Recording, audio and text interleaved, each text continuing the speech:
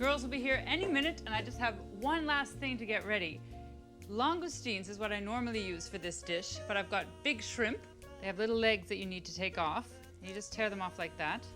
Langoustines have a harder carapace, red when they're cooked. They're almost like a mini lobster. And then just split the shrimp right down the middle, like that.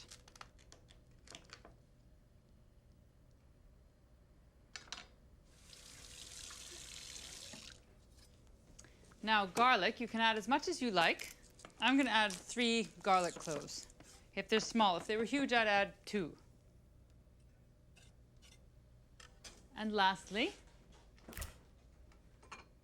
basil leaves, and plenty of them. 2 big handfuls for this amount of shrimp.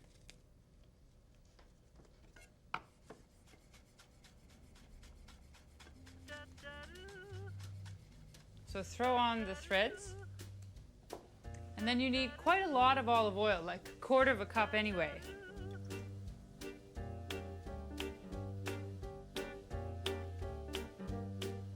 And then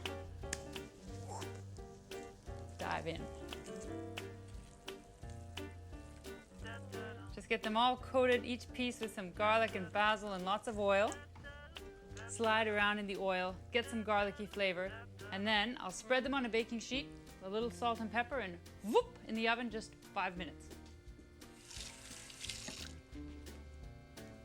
Now these just need to go in the fridge for half an hour, or 15 minutes, whatever you have, just enough time to get some flavor and enough time to let you change.